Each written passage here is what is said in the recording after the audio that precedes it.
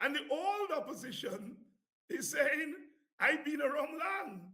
You may have kicked my butt in this election, but I got clout still. In that environment, you're hardly going to get unity. Because as I've said, Win knows where the dead bodies are when it comes to corruption. Maduro was removed by the Americans. And Granger in 2020 was removed by the Americans and other external forces, CARICOM and others. And the people who I see out there defending or correctly saying that the Americans are wrong with what they did to Maduro, they didn't say the Americans are wrong with what they did to Granger. They kicked Granger out of government. Oh yeah, BBC Rebellion. Oh yeah, let's talk about 1763, the rebellion and the legacy of the great hero we call Coffee. Oh yeah, 1763. Oh yeah, 1763. Coffee was a great freedom fighter that stood up and fought against the slave master. Yeah, yeah, yeah.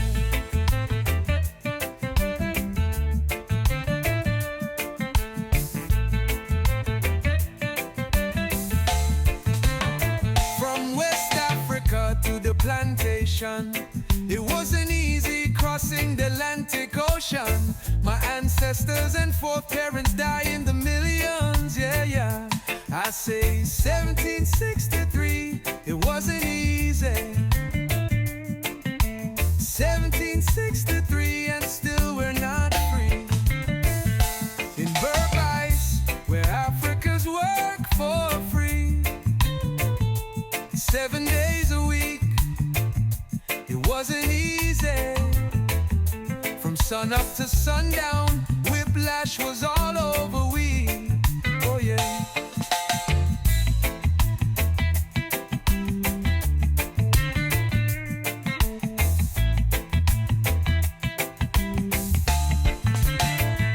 Indians came as indentured slaves. At the end of the week, they normally get paid. I say 1763, it wasn't easy. Yeah, yeah. 1763, teach it to the children and family. Oh yeah. 1763, the greatest rebellion Guyana ever seen. Coffee stand up and fought against the European Union and the plan. In Guyana, Burbice was their plantation. Coffee and his followers set up a this one. We must rebel and set up a revolution. Yeah, yeah. We need coffee history. Return back in the schools. 1763. Oh yeah, 1763. Yeah, yeah. 1763, yeah, yeah. Oh yeah, 1763. Yeah, yeah, yeah, yeah.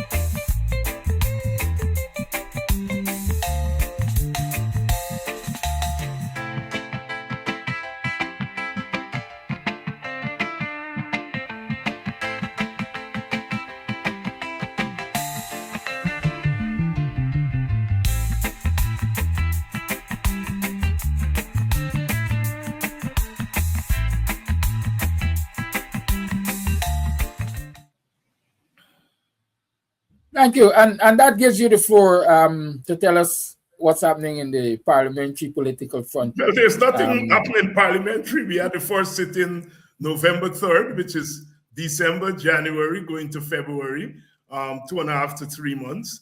And so there's nothing to report on from Parliament. We see the Parliament has been basically shut down by the government. And it raises a number of questions. Some questions which I raised publicly.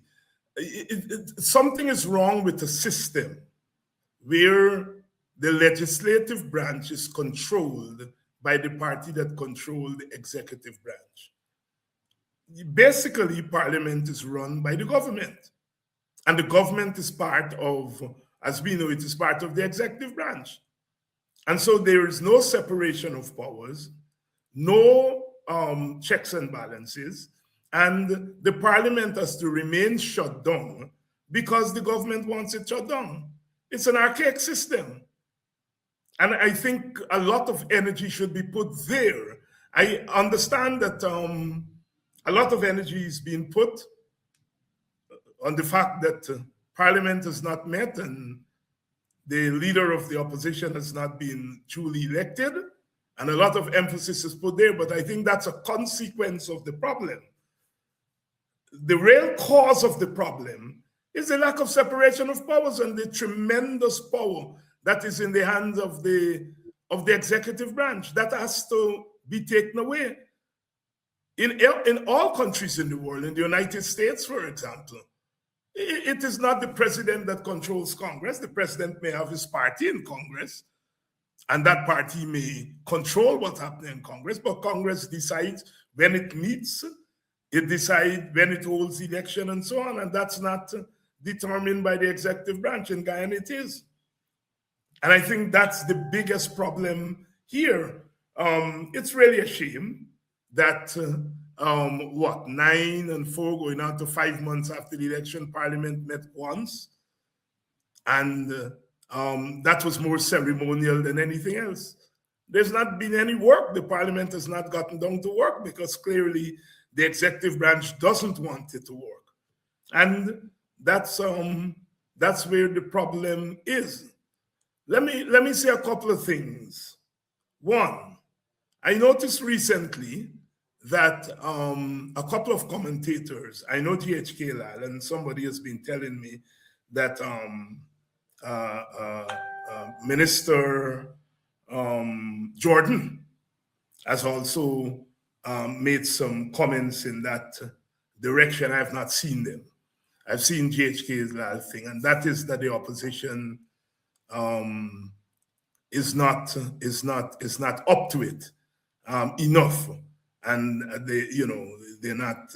I don't want to use militant because I don't think that's what they mean. But the opposition is not active enough, and so the government gets away with a lot. And that is something I agree with. There is no one should not argue against that view. But I want to add something to that and to say, history has taught me, and I think it should teach all of us, that ultimately in a country like Guyana, with a winner-take-all system, where one party controls the executive and that same party controls the legislative branch, the parliament, and by extension, that same party controls who gets nominated to the judicial branch and who doesn't get confirmed and all of that. So you have a party with all-conquering control of the systems and the institutions. And so therefore one asks the question, where is the scope for much more opposition than you see from the normal parliamentary opposition? Where's the scope? And I do agree that there's always space to oppose, and in the old days, the guy used to say depose. Well, nowadays you can't depose. You just have to oppose. The fact of the matter is this, that ultimately in a country like Guyana, big changes happen when the people of the country take to the streets.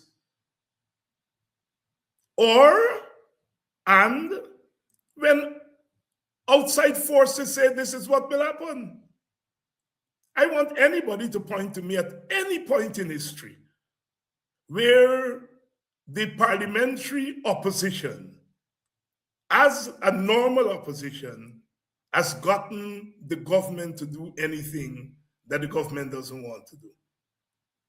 It has always been when people, as we say in Guyana, get ignorant and go on the streets.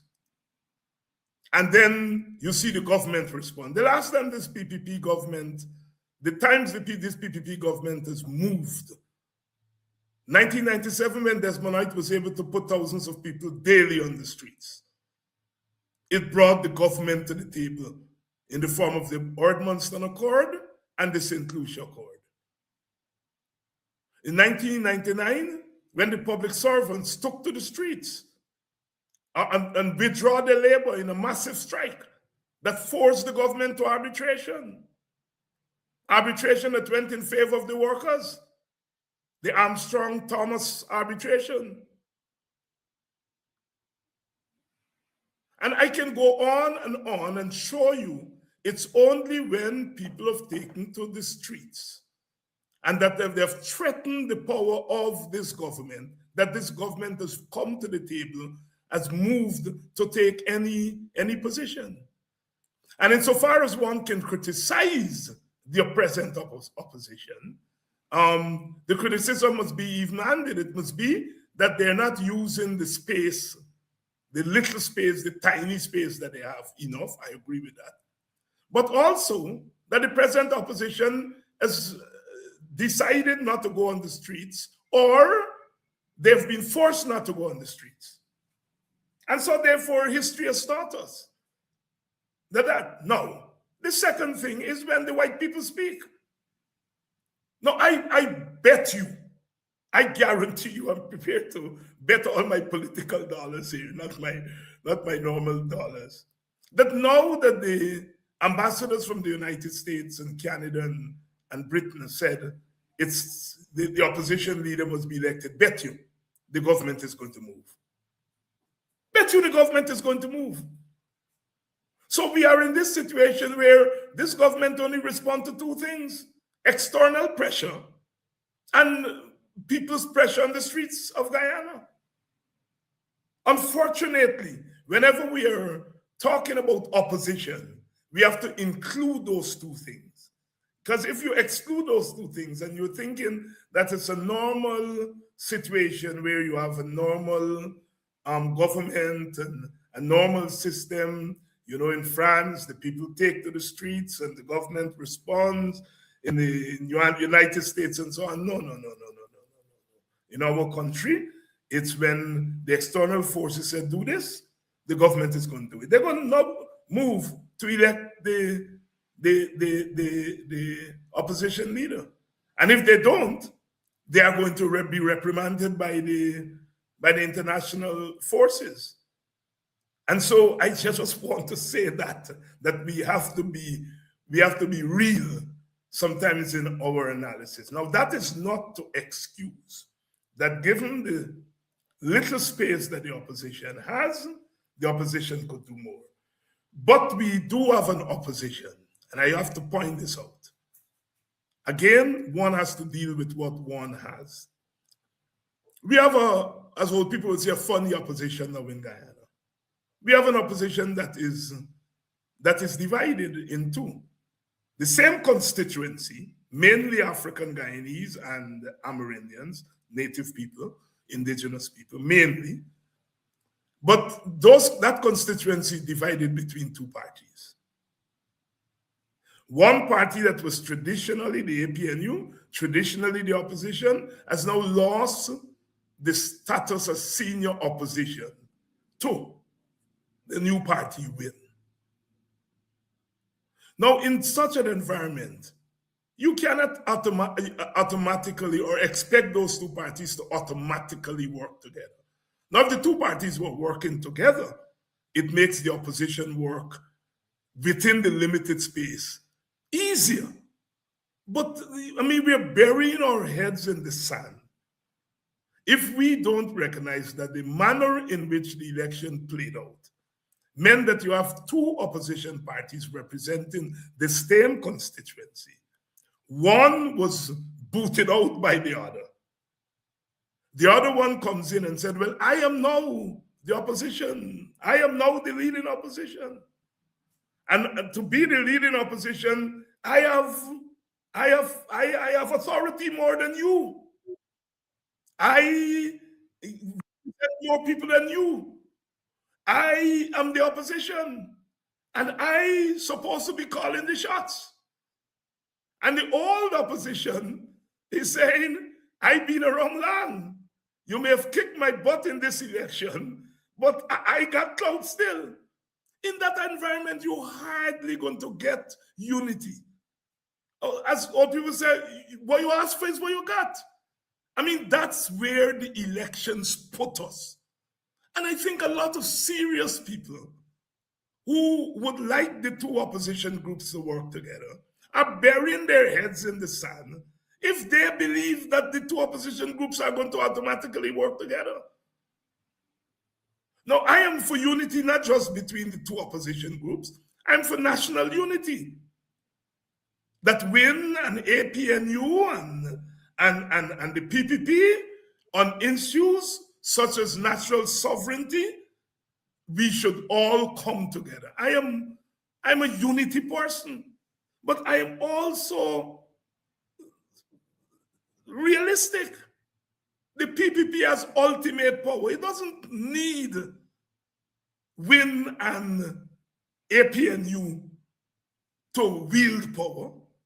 So it is not going to come to them and say, let's work together, unless forced to, either by the Americans / the outside forces or by street power. The same thing with WIN and the APNU. There is bad blood between those two groups, understandably so. You come in and kick me out from something that I've been entitled to not entitled to, I've been, functioning in for many decades, either as government or main opposition. And WIN comes in and WIN is saying, but I win more seats than you. Why you think you can kick me around? There is bad blood there. And I'm not saying that the two groups are not going to work together. It will take time. But all those who are criticizing WIN or criticizing the APNU for the opposition not working together, I think they're being unfair to both parties. All right? And I just want to say, it frustrates me in Guyana that sometimes, a lot of times, we ignore the obvious. But I still think, separately or together, the opposition could do more. There's always, CLR James says, something to be done. You have to find ways, in the worst of situations, to do more. So I'm not here this morning trying to defend or to be critical of GHK, who's going to be on my program tonight. And like I said, I haven't seen Winston's comments. So I don't know exactly what he said, but I've been seeing comments that he may have said that the opposition is not doing enough. A lot more could be done in terms of exposure. The governments like the present government doesn't like exposure at all, because it's always there doing something nasty, doing something tardy, and it doesn't like exposure. So at a minimum, more can be done to expose the government on a daily basis. And it would be nice. It would be nice if there were coordination between WIN and APNU. Because as I've said, WIN knows where the dead bodies are when it comes to corruption. And in that sense, WIN is an asset to the opposition, right? It's able to shine the light where the corruption is. But you have a situation where WIN is exposing corruption, But in its exposure of corruption, there's a criticism that APNU not doing this. And so even when something positive is done, given the nature of what we have in terms of a divided opposition, we're not getting the most out of the exposure. So yes, at the level of exposure, the opposition could do much more than it's doing. And like I said, it's a pity that the opposition is not united. And so therefore, we have half exposure over so, half exposure over here, and so on. But that's what the elections have dealt us. That's what the elections have dealt us. The other issue I want to weigh in on is the international situation. We all know what's happening in Venezuela, and so forth. And I have expressed my view that a lot of that has little to do with Guyana, but it has a lot to do with Guyana. Little to do with Guyana because there's nothing Guyana can do to stop what the Americans are doing, to influence what the Americans are doing. That's a fact. That is not conjecture.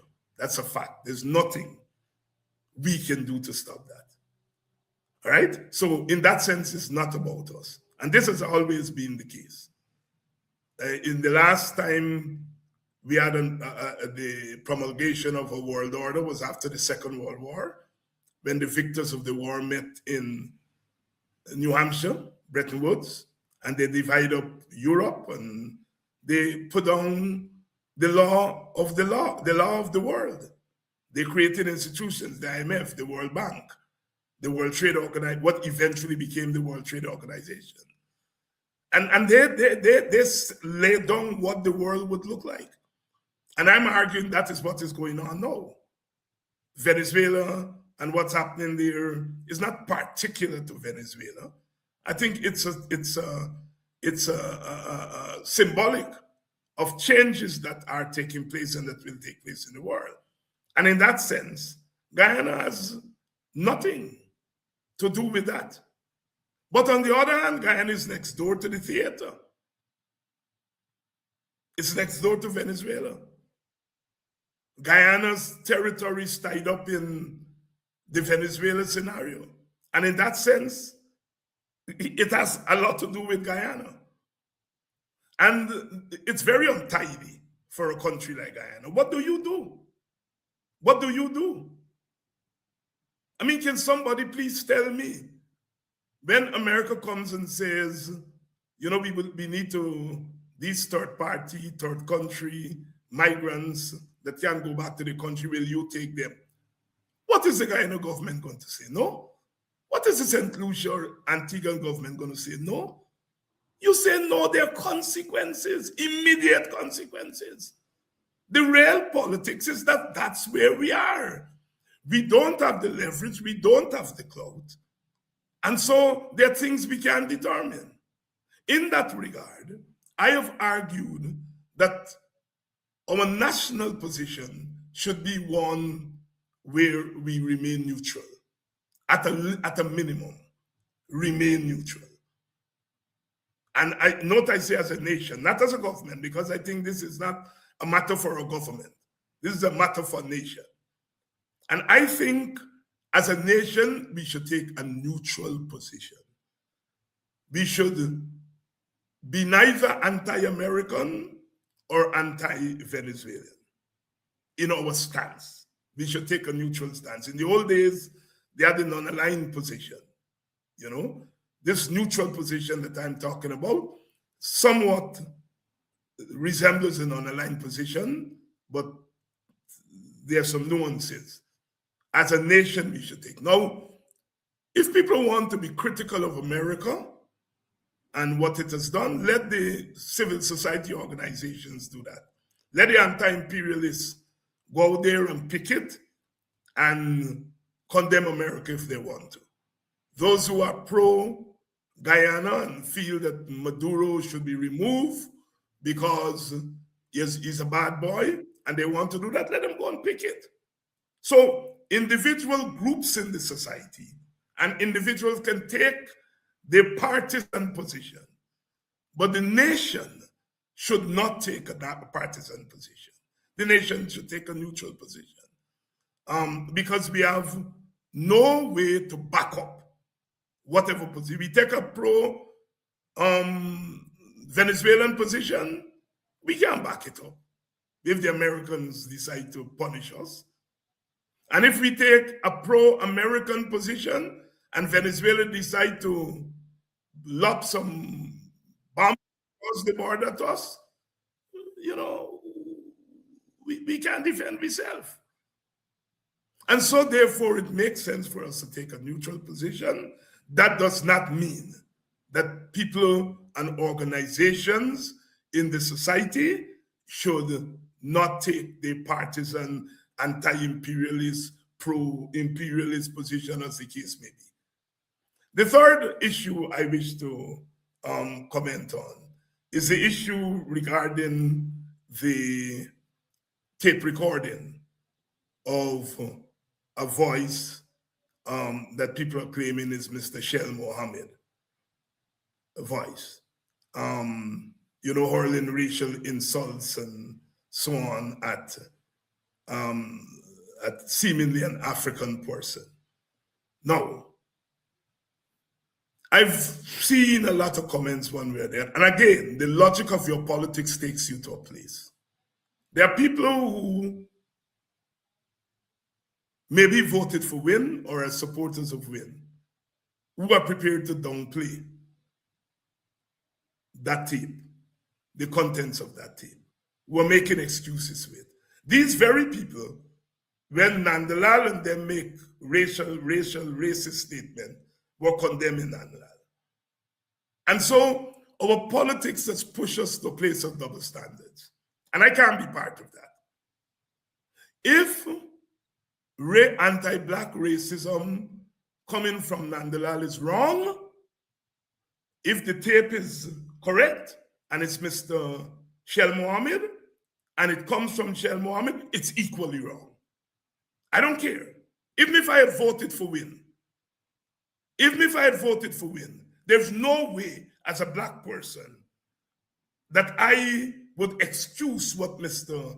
Shell Mohammed allegedly Shell Mohammed has said on the tape. And I see that double standards, especially among African Guyanese, who may have voted for Win or supported Win and so forth, feel that they now have to excuse it. And I can't go along with that. I cannot. It's wrong whether it's coming from Nandalal or whether it's coming from Shell Mohammed. All right? Now, the tape with Shell Mohammed, look, all of you Black man, he's talking to a worker, an individual worker, but he quickly identifies that worker with a group. All of you are Black man is the same. Well, yes, all of you are Black man is the same. We Pan-Africanists say that all of us Black people are the same, but he's not a Pan-Africanist. When he says all of you all are the same, he says it in a negative way. So he's addressing an individual, but he's addressing the perceived faults of the individual as part of the group to which the individual belongs. That's racism. That's racism. As I said, Mr. Shell Mohammed gets my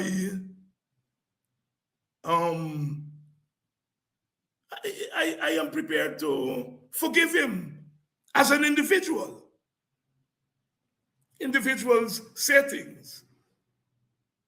That kind of talk I have heard all my life. All my life I heard that kind of talk. So it's not surprising to me. And I'm prepared to forgive him as an individual. Because you see, racism is not an individual construct. But here is a man who's powerful. He has a lot of money. He's part of the economic elite. He has the power to hire and fire. He has the power over life. Because, that man has to work and money is life.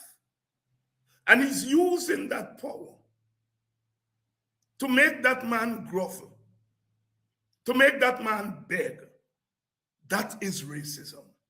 Because you've already said all your black man is the same.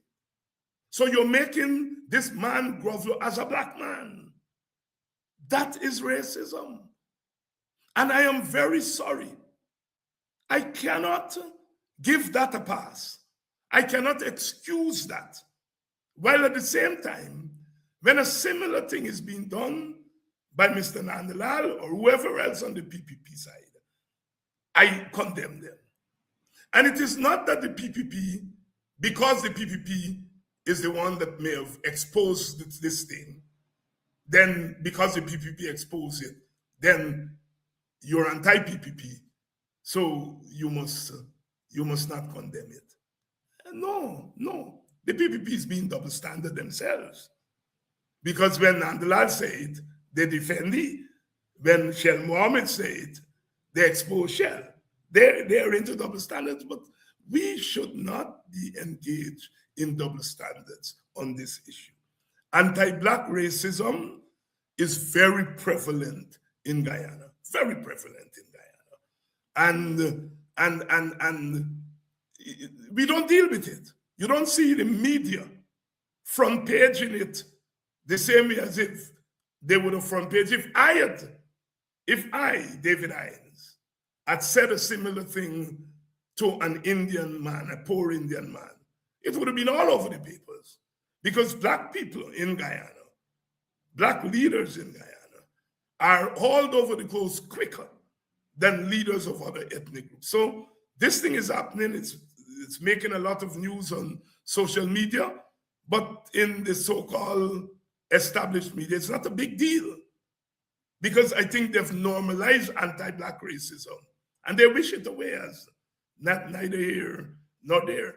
That's the kind of society that we live in, and that is this kind of thing that we have to fight.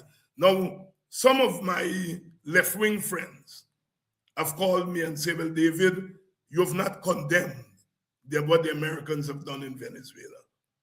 And I had to say to them privately and publicly, it's not about me condemning. It's that Maduro was removed by the Americans. And Granger in 2020 was removed by the Americans and other external forces, CARICOM and others.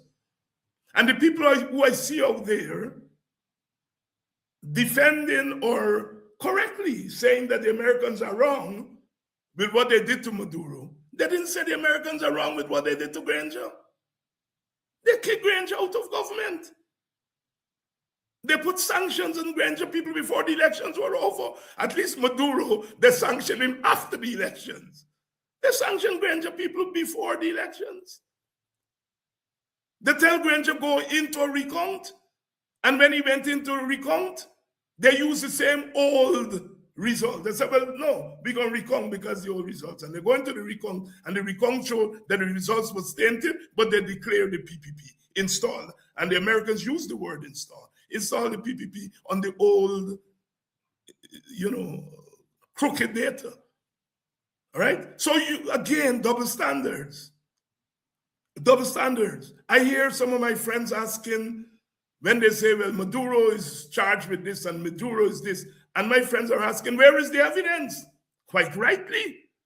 But when Granger was being kicked out, they didn't ask where's the evidence. They said they have the evidence. The evidence up on a piece of cloth that Mingo put on the thing.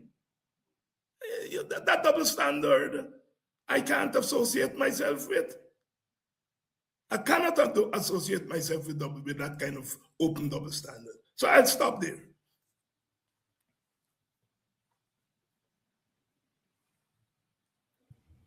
Thank you, Professor. It's now 15 minutes to the 9 o'clock hour. You're still tuned to the Guyanese Morning Time. It's MP Morning.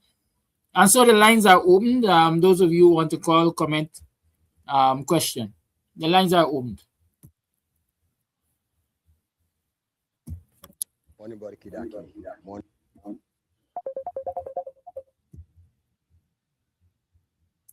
Call you on. Good morning. Hello, good morning to you, Mr. David.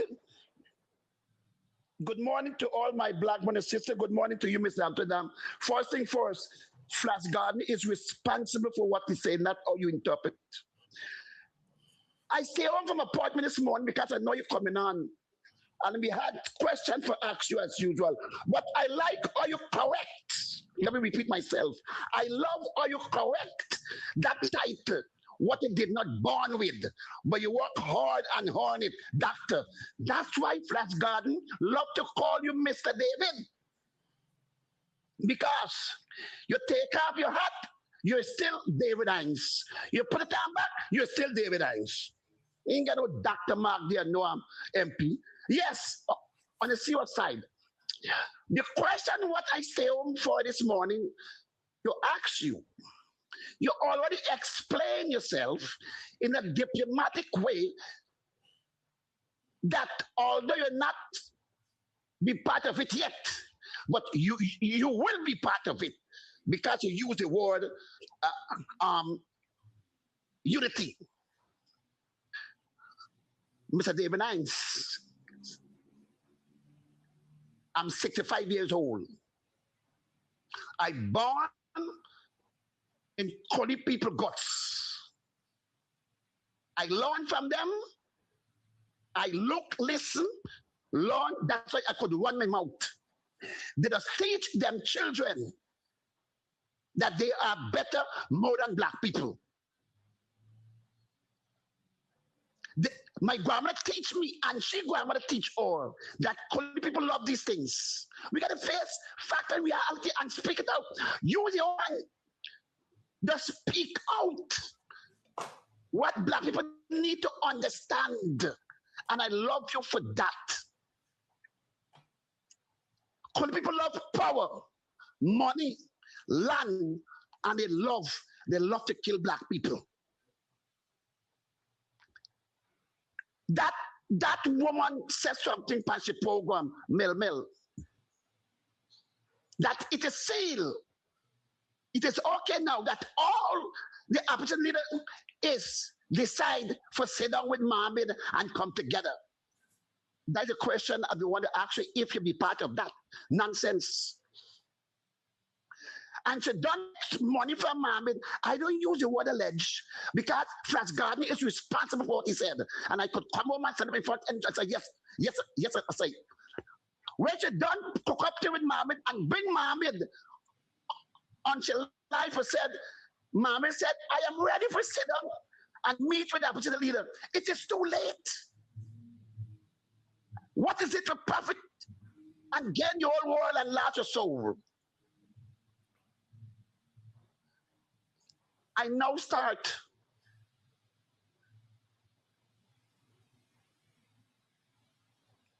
I'll take him back my time for tomorrow anyway. When Mohammed was told he's a leader, the first thing he do, he called for them 3 black men in. He not called for 1 or 2. He called for all 3. He put 11 Koli MP in parliament and only 3 or 2 black. When 95% black. Vote for him and put him there. One more thing before we go. He used a word and said, don't worry with PPP. The PPP party will not go back in office 2030. And here, what he said about my party. He said, don't worry, PNC. PNC party finish. He destroyed PNC party. Must only be Koli party alone in Guyana. And I damn the 12 disciples if I go sit down with Mohammed for constitution's sake and unity's sake. We black man have to stop putting the arse behind the cat and put the cat behind the arse. You know what? I'm going to stay home tomorrow from the appointment and continue this. Thank you very much for your time. We got to stop being fooled. Thank you for your call. It's 10 minutes to the 9 o'clock hour. Let me remind you that I'm sure there are many persons who will want to contribute. And so when you call, keep it short and sweet. To the point. Call you on. Good morning. Good morning, Brother Kadaki. Good morning, Dr. Hines. Dr. Dr. Heinz, my Kadaki just give me a hard time, a real hard time. Sometimes he just want to beat me up. Anyway, Dr. Heinz, I'm trying to explain to Kadaki that this is the perfect opportunity to bring home back to the coalition that 130,000 voters. Use this to 2025, something wrong, they weren't satisfied with the coalition, and they move. But this is a perfect, let's be honest, most of these people that voted for Mohammed are Afro-Guyanese and use this opportunity to bring home back that 130,000. Right now, the coalition is sitting in third place. I'm not saying don't fight the PPP. You can continue fighting the PPP, but campaign to bring home back that 130,000 persons. Thank you, Kadaki, and thank you, Mr. Dr. Heinz, for taking my call.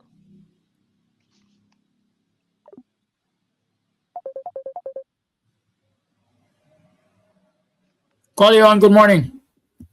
Morning, Kadaki. Morning, Dr. Heinz. Dr. Heinz, two things. I will disagree with you when it comes to forgiving Mr. Shell Mohammed. Those people do not forgive us as Black people. If those people used to be forgiving us as Black people, we would not have heard the names of Burnham being echoed about the wrongs that he did until this day. We would not have been hearing that. We would have not have been hearing the wrongs that Granger did, perceived wrongs that Granger did. We would not have been hearing that. When you listen to how that man expressed such feelings to Black people, the disdain that he expressed it with, and then made it global, how could we forgive him? He's reading from the books of Willie Lynch, and he's teaching those behind him, starting from in his house, the teachings of Willie Lynch. And this is going to go on with him and his generations to come for time until eternity. Me, personally, I will never, ever forgive him. Those are things that are unforgivable, because if he's been given the power, he will be able to wipe out an entire race, and that's the Black race, because of the hate and disdain he has for us. No way I will encourage my people to forgive him. It's unforgivable. This is what the slave master has done to us. You're going to hear that we are a good Black boy when we do everything good. But the minute we do something slighted, you're going to hear all of y'all are the same. And this is what they continue to do, and it will continue until eternity. We got to turn the same book on them. None of them have forgiven us, regardless of where they come from. The whites, the Chinese, the Indians, none will ever forgive us. They always see us lower than them. So the issue of the parliamentarians, everybody talking and writing, everybody just writing. As I said on Friday, we're eloquent writers and speakers, but we ain't doers. And PPP don't respect that. PPP do not respect that until certain things got skin, then is when you see a movement. Then is when you see a movement. We got to get radical. This is what we got to get. We are impoverished economically, and now we are impoverished mentally. When are we going to get up? That's all I have to say.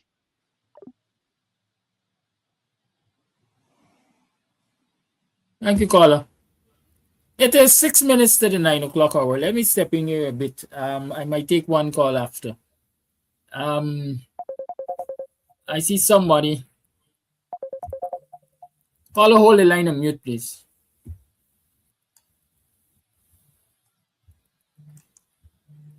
I see someone saying that we always got time for other things, but when it comes to expressing our political selves, 718 fellow, we always seem to have time for everything under the sun except expression or expressing our political views. It's always keep it short.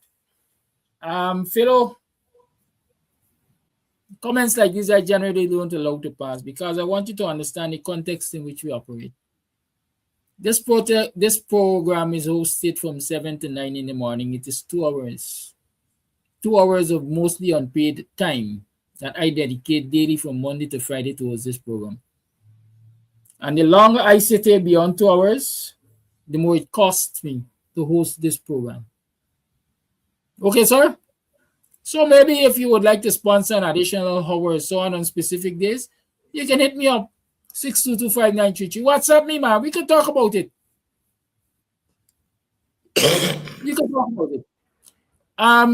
Caller, unmute and speak. Yes, good morning, Karaki. Money talk and bullshit talk. Good morning, Dr. Hines. Morning. I want to ask a question. I don't know if I'm seeing this thing right, if you're seeing the same thing that I'm seeing. Now, knowing Donald Trump, right, as a businessman, and the United States know that the extradition case will run long and cost a lot of money. Do you think that maybe Trump is instructing the Guyana government to foot the bill of the case? And if that is so, is not oppression they going through there themselves? Because I'm coming from a biblical point of view where in Ecclesiastes chapter 4 was saying that if you see oppression in a land, do not marvel because they are higher than those that are oppressing. I'm paraphrasing. And above them, they are still higher one that is oppressing those one that is oppressing the one that is oppressing the people in the land. Is this oppression we're seeing there on the government, which means that our government is like a toothless dog? That's my question. I don't know if you're seeing the same way, if you want to answer to this. Thank you. That's my, yeah.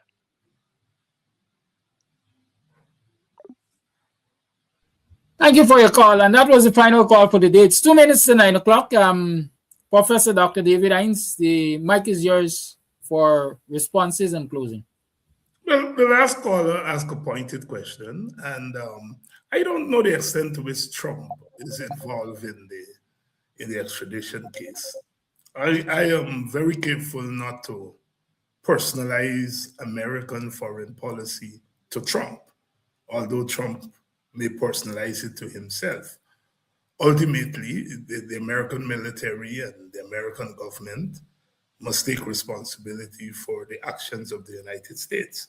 And so in that sense, I'm trying not to particularize it to Trump. Now, what I have heard is that it is normal for the country from which the extradition is being sought to pay the bills.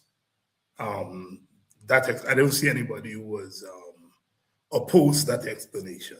So I will just take it as is. I think the deeper question there is the role of the Guyanese government, the political role in the extradition. It is clear that the government of Guyana would like to see Mr. Mohammed extradited. That is very clear. And they are going to do anything that it takes to achieve that end. I look at the Mohammed thing at two levels. One, as a conflict between two friends, the Mohammeds and the government of Guyana.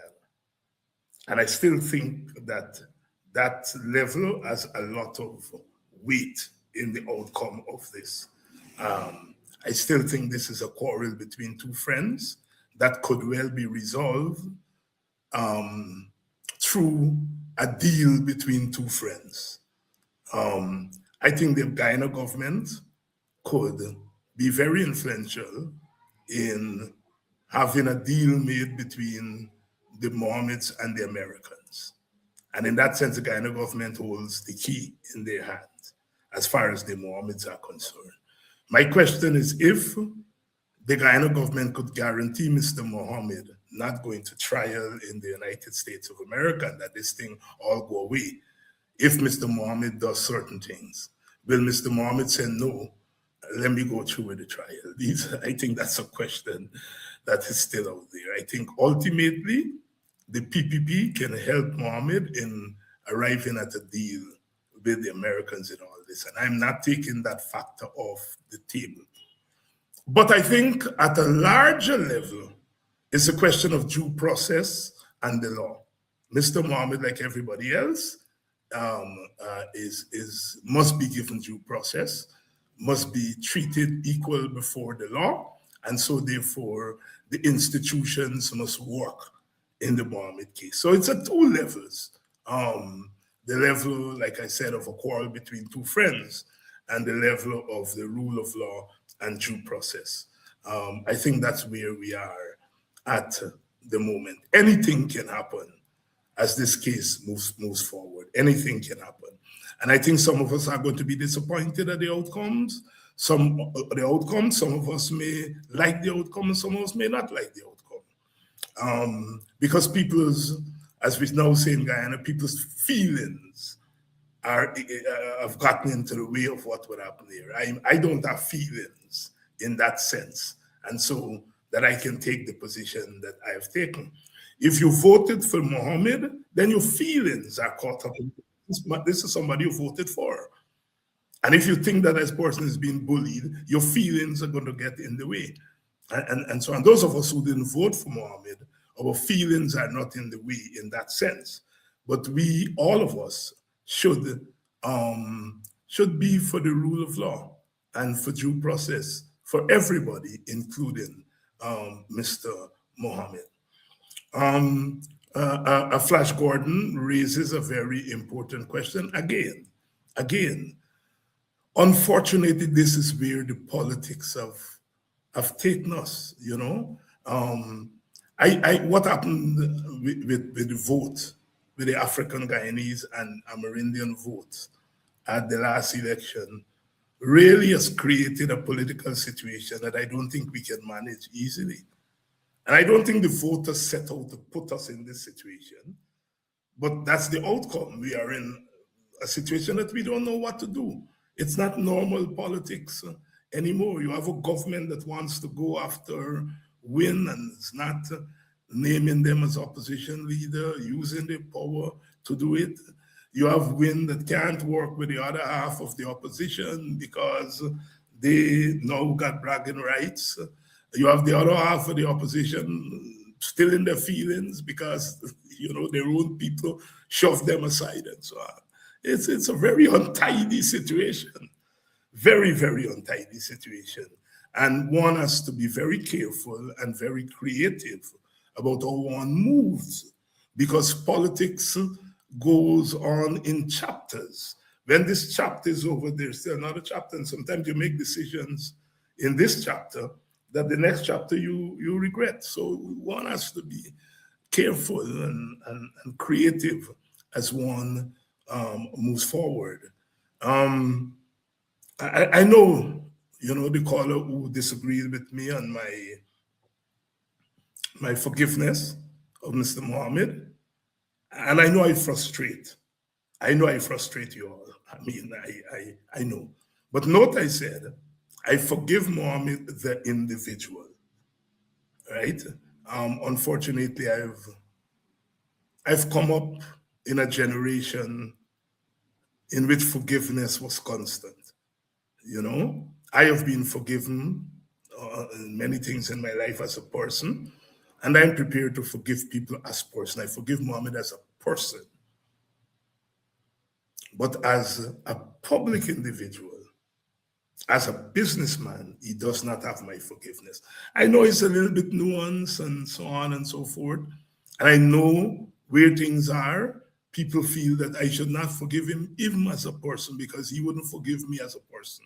He wouldn't make a distinction between me as a person and me as a political opponent. They sling me up as a person, as a political opponent. But I still have some of that maybe old-time morality that I grew up with and so on, and I can't deny myself that. But I would like the PPP and other detractors to listen to programs like these, because they claim that it's people like me who socialize Black people to behave bad and so on and things. And I would like them to hear how Black people are disagreeing with me on the fundamental issue of forgiveness. I would like them to listen, and I would like them to know that they have partly driven our people to that point. I know the forgiveness that I talk about. I know 99% of the people on here, on this forum, have that forgiveness in their heart. I know that. But the fact that they're not prepared to give it to these people is not a natural thing, it's a political reaction. And I would like the PPP to see the political reaction of Black people, because they usually run around the place and say, oh, Black people don't worry David Hines, and Black people don't this, and Black people don't that. Black people are sitting ducks and so on. I would like them to hear Black people are disagreeing with me on the question of forgiveness, and to ask themselves whether they've pushed our people there. Our people are forgiving people. We have to be. After 400 years of enslavement, we still don't walk around the place beating up every white person that we see and so on. That is forgiveness. We are forgiven. That is why we can live with white people and brown people after everything that has been done to us. So I know that forgiveness is there. And I know the reaction to, when I express it, is really a political reaction. And I'm not quarreling against it, because I know where it comes from. But I would like the PPP to pay attention to these programs and to see where they have driven Black people and where they have driven this country at a place, a bad place, an untidy place. All right?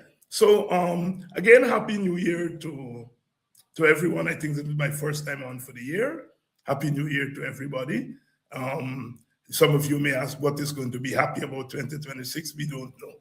I mean, but tradition says that we must wish each other Happy New Year and hope for the new year to be a better year. Oh yeah, where be the rebellion? Oh yeah, let's talk about 1763, the rebellion and the legacy of the great hero we call Coffee. Oh yeah, 1763. Oh yeah, 1763. Coffee was a great freedom fighter that stood up and fought against the slave master. Yeah, yeah, yeah.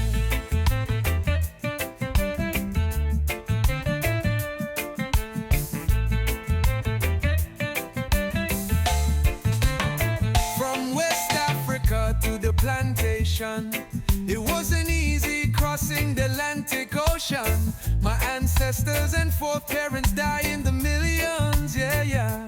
I say 1763, it wasn't easy. 1763 and still we're not free.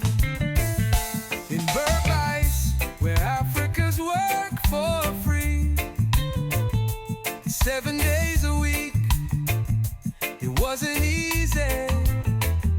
From sun up to sundown, whiplash was all over we. Oh yeah.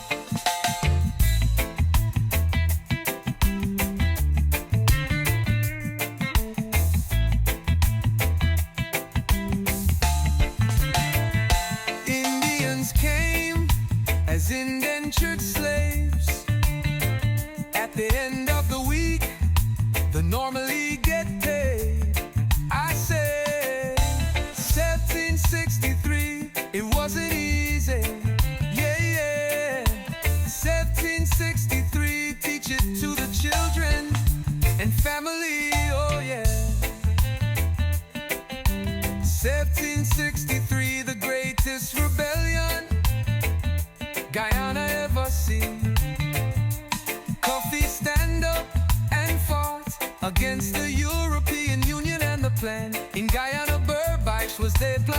revolution. Coffee and his followers set up this one. We must rebel and set up a revolution. Yeah, yeah. We need coffee history. Return back in the schools. 1763. Oh yeah, 1763. Yeah, yeah. 1763. Yeah, yeah. Oh yeah. 1763. Yeah, yeah, yeah.